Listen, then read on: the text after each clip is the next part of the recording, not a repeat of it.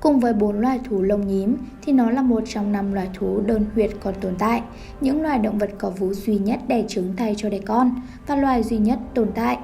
Mặc dù chúng có một số loài họ hàng đã tuyệt chủng được tìm thấy trong hóa thạch. Cơ thể và đuôi của thú mỏ vịt được bao phủ bởi một lớp lông dày màu nâu để giữ con vật được ấm áp, lông không thấm nước và có kết cấu giống chuột chũi.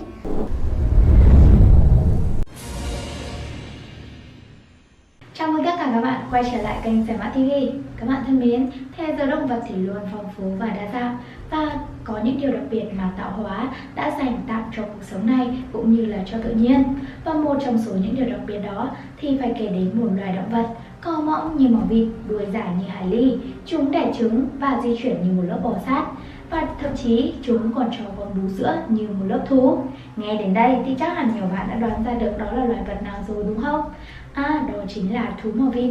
Vậy thì loài thú mỏ vịt này có những điều gì đặc biệt và có những thú vị gì thì ngay bây giờ hãy cùng Sẻ Mã TV đi tìm hiểu trong video ngày hôm nay nhé.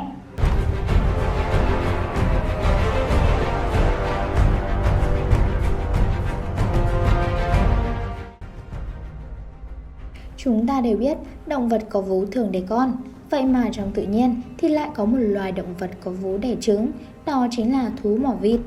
Và thú mỏ vịt sống ở Australia, kích cỡ của nó chỉ bằng một con thỏ, thân mình dẹt, có 4 chân màng và có một cái mỏ như mỏ vịt, có lỗ tai và không có tai ngoài.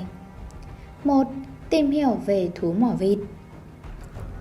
Thú mỏ vịt có pháp danh khoa học là Ornithorhynchus ornatus và là một loài động vật có vú bán thủy sinh đặc hữu ở miền Đông Úc, bao gồm cả Tasmania. Cùng với 4 loài thú lông nhím thì nó là một trong 5 loài thú đơn huyệt còn tồn tại, những loài động vật có vú duy nhất đẻ trứng thay cho đẻ con và loài duy nhất tồn tại. Mặc dù chúng có một số loài họ hàng đã tuyệt chủng được tìm thấy trong hóa thạch. Cơ thể và đuôi của thú mỏ vịt được bao phủ bởi một lớp lông dày màu nâu để giữ con vật được ấm áp, lông không thấm nước và có kết cấu giống chuột chũi. Thú mỏ vịt dùng đuôi nó để dự trữ chất béo, và nó có chân màng và một cái mỏ rộng giống như làm bằng cao su. Đặc điểm này gần với vịt hơn bất kỳ loài động vật có vú nào ngày nay. Màng chân lớn hơn ở chân trước và được gập lại khi đi bộ trên đất liền.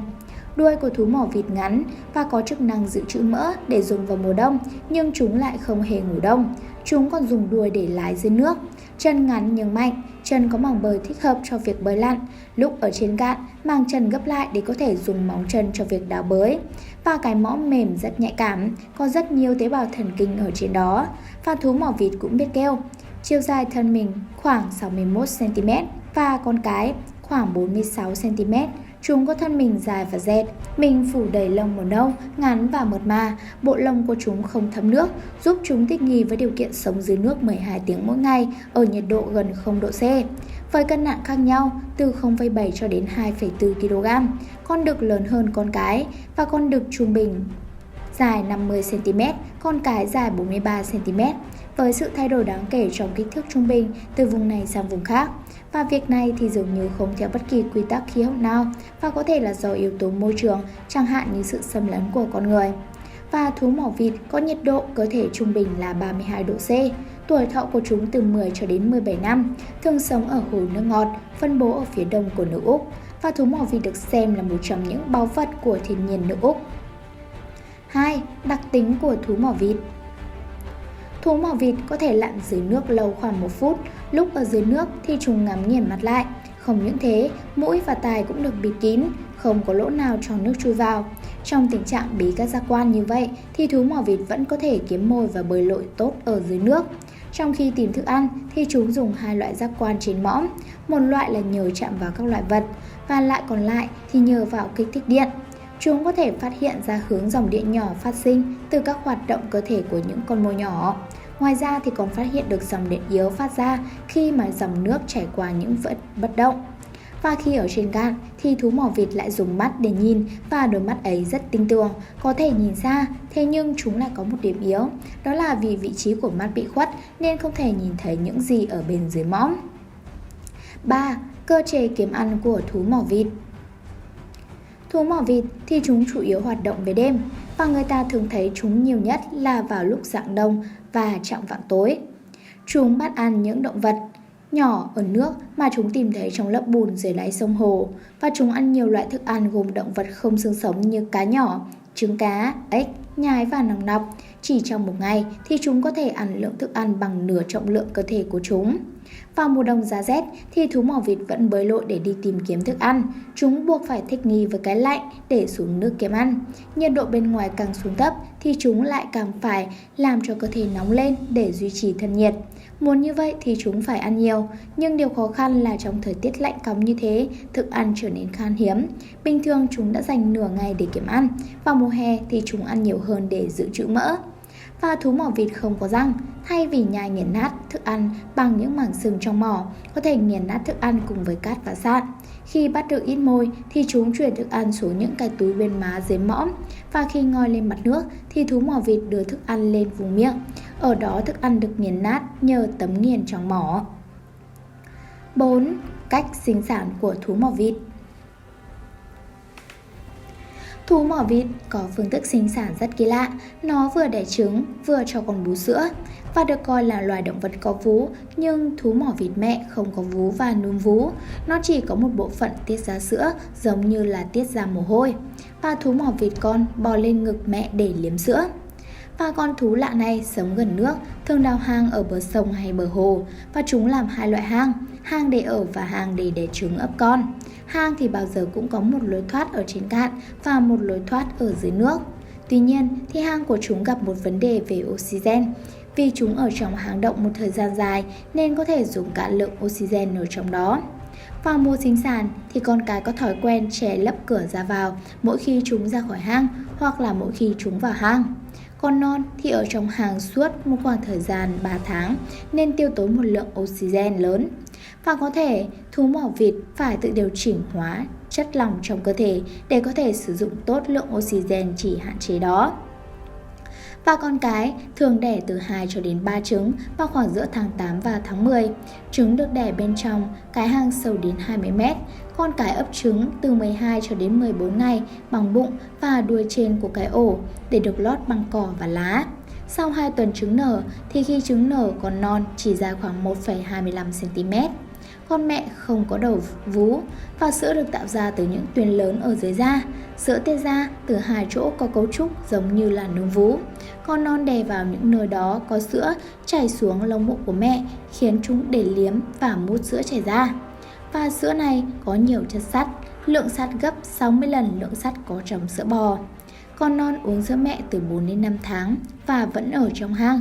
Chúng bắt đầu rời tổ và biết bơi khi được khoảng 17 tuần tuổi. Trong thiên nhiên, cáo, chim và cá sấu thường bắt thú mỏ vịt để làm thức ăn, nhất là những con non. Trước đây thì người ta cũng săn thú mỏ vịt để lấy da, nhưng hiện giờ thì chúng đã được luật pháp các nước bảo vệ do số lượng loài thú kỳ lạ này vẫn còn ngày một giảm dần. 5. Nọc độc của thú mỏ vịt. Cả thú mỏ vịt đực và cái sinh ra thì đều có cựa ở mắt cá chân, và chỉ cựa của con đực tạo ra nọc độc. Mặc dù đủ mạnh để giết chết động vật nhỏ như chó, nọc độc không gây chết người, thế nhưng cơn đau quá dữ dội có thể khiến nạn nhân mất hết sức lực. Vết phù sẽ nhanh chóng phát triển xung quanh vết thương và lan dần. Và thông tin thu được từ các trường hợp lịch sử và nhân chứng cho thấy sự đau đớn phát triển thành một vết thương có độ nhạy cảm cao, tồn tại trong nhiều ngày hay thậm chí là nhiều tháng. Nọc độc được tạo ra trong tuyến đùi của con đực, một tuyến tổ ong hình bầu dục thông với một ống mỏng dẫn tới cựa ở mỗi chân. Thú mỏ vịt cái giống với thú lông nhím, có một chồi cựa không phát triển và thiếu tuyến đùi. Vì chỉ có con đực tạo ra được nọc độc và sản xuất nhiều hơn vào mùa sinh sản, nó có thể được sử dụng như một vũ khí tấn công để khẳng định ưu thế trong thời kỳ này. Con đực có cựa độc trên bàn chân sau, dùng để chống lại kẻ thù và chống lại những con thú mỏ vịt khác cạnh tranh với nó. Cựa dài 1,5 cm nằm trên mắt cá, có nối với tuyến chất độc nằm ở đuôi. Chất độc đó không gây nguy hiểm chết người, thế nhưng sẽ gây đau đớn và đủ mạnh để giết chết một con chó. Chân sau của thú mỏ vịt có độc và tiết ra chất độc để chống lại kẻ thù. Một đặc điểm lạ nữa đó là thú mỏ vịt trưởng thành không có răng. Thế nhưng thú mỏ vịt non trong trứng thì lại có răng sắc nhọn. và răng đó dùng để cắn vỡ vỏ trứng. Sau khi ra khỏi vỏ, răng sẽ thoái hóa rụng rất nhanh, sau đó mọc lại ra răng sữa rồi lại rụng tiếp. Và cuối cùng thì thú mỏ vịt mọc ra một lớp hàm cứng và là công cụ thay răng để ăn thức ăn. Và loài sinh vật này thường lảng tránh con người. Thế nhưng khi bị bắt gặp thì hãy cẩn thận, bởi sinh vật này trông có vẻ bề ngoài dễ thương, thế nhưng chúng cũng rất nguy hiểm đấy nhé. Vậy là vừa rồi thì chúng ta đã cùng nhau đi tìm hiểu về những sự thật thú vị về loài thú mỏ vịt mà chỉ đẻ trứng chứ không phải đẻ con rồi, đúng không nào? Và các bạn có biết thêm gì về loài thú mỏ vịt này nữa hay không?